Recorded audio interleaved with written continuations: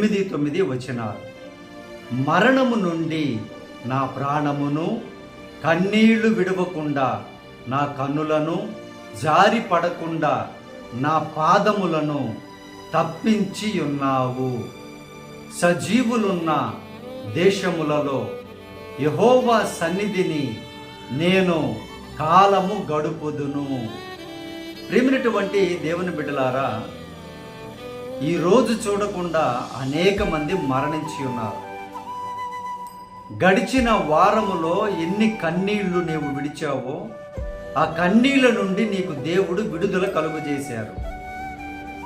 జారి పడకుండా నీ పాదములను ఆయన తప్పించి ఉన్నాడు. ఇన్ని కార్యాలు ఆయన నీ పట్ల జరిగిస్తే ఈ పరిశుద్ధ దినమున సజీవులున్న దేశంలో అనంటే దేవుని యొక్క సత్యవాక్యము కలిగినటువంటి